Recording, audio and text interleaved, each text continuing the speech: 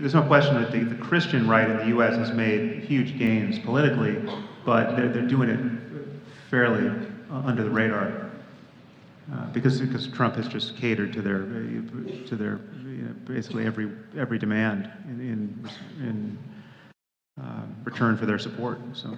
You think that he's been so extreme in some areas that it's easy for them to slide in some of their legislation? I mean, I know there's the recent thing where they're sort of allowing churches in America now to donate directly to politicians anonymously, and it's kind of a scary thing, but it's not making the news because of all the other crazy stuff he's saying and tweeting.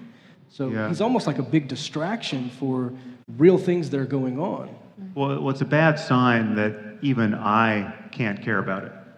You know, it's like, I can't think, the fact that I would want Mike Pence to be president, given, I mean, that is the implication of every moment I spend trying to undermine Trump and get him impeached.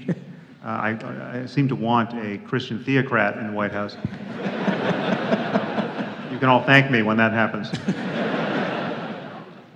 But yeah, it's sort of like, you know, it's Maslow's hierarchy of needs, you know, and survival is somewhere. Once you gotta get survival worked out before you worry about whether they teach evolution as a controversial topic. Sarah? I think the most, what I was saying earlier, I'll just build on that with one example that I've been thinking about since it happened. Right after President Donald Trump was elected, there were quite a few hate crime incidences, and these were just reported breathlessly by the media, especially those occurring to women who were visibly Muslim, women who wore the hijab. And quite a few, it turned out later, were actually hoaxes, that it didn't actually happen. The women made it up for one reason or another. And it was interesting to me to see on my just own personal social media feeds who shared with their own friends and family the news of the woman who got attacked, and then who shared afterwards when they found out that it was a hoax. And it was so neatly divided into political camps that there was a certain kind of person, maybe liberal leaning, who almost wanted to hear about this event. It was almost as if they were waiting for something like this to happen the second Donald Trump was elected. So this fed into exactly how they saw the world to be, and then they shared that news post. And then afterwards, when it turned out to be a hoax, some people on the right who don't feel too favorably about Muslims found that the fact that it was a hoax fed into their feelings that, you know, Muslims aren't really people who suffer any kind of bigotry in the United States. And it was just the story itself was this one woman in New York City who was attacked. She said that she was attacked or harassed in some way by 3 Donald Trump supporters, and she filed the police bias report. And it turned out later that it was a hoax. What the part of the story that a lot of people didn't focus on and didn't think about was the fact that the woman lied because she was being forced by her dad to live a certain way. She was a hijabi woman. She was dating a Christian guy. She wanted to go out late. She broke her curfew. She wanted an excuse that she could tell her father about that he might believe. So in order to get out of it, she made up this incident. And the terrible thing was, the heartbreaking thing was for me, is to see certain kinds of media outlets report things in different ways, but almost no one caught the real story, which was that here's a woman who's probably being, she's being forced into living a life that she doesn't want to live. Later, you see these pictures of her in the court with her head shaved. Her family had forced her to shave her head. So clearly there was something going on, but who's paying attention to that story? Speaking of Islam, you guys mind if we get into that for just a moment?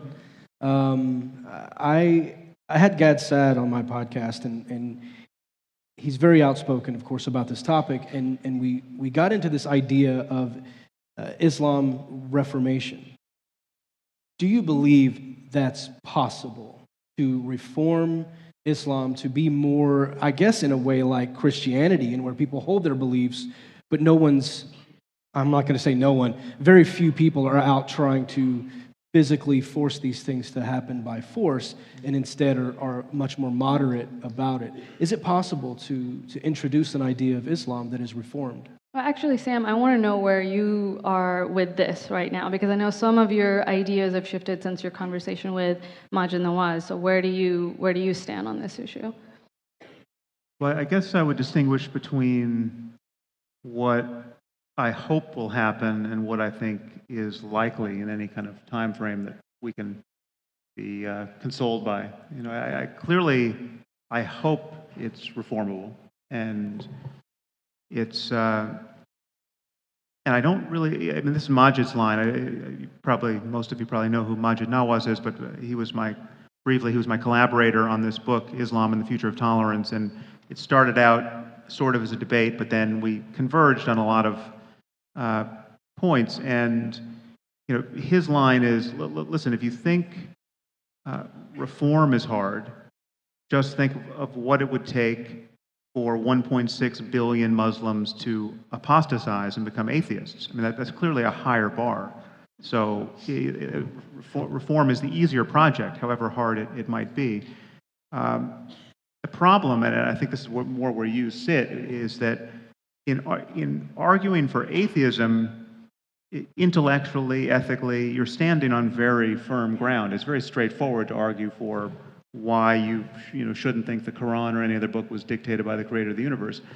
To argue for reform, to argue that to accept the claim that the Quran is the word of God, or could well be the word of God, but then to try to parse various passages in ways that are more benign, that strangely is a harder project intellectually. It seems, and you're always at a disadvantage with against the fundamentalists, or the Islamists, or the jihadists, or people who are really taking every line seriously. You're at a disadvantage because you're not picking and choosing based on anything other than your modern decision about how you want to live. It's not God who's informing your hermeneutics of the Quran. It's your preferences, and the whole point of religion is to confound your preferences on some level. Your preferences are going to lead you to hell if you believe this stuff. I think that's.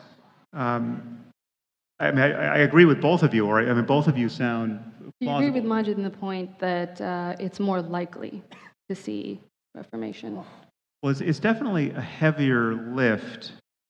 Again, it's easier for anyone who's honest, I think, to argue for the atheist line rather than the reform line. But when you look at again, the analogy to Christianity seems relevant. When you look at what's happened to Christianity, it has clearly been moderated. Even our fundamentalists are nothing like the fundamentalists of the 14th century. And so granted, we don't have hundreds of years to wait around for Islam to get its act together, but there's clearly some historical, cultural process that can mitigate the worst parts of a religion, even among the fundamentalists. And so that's the thing that I think Majid is arguing for.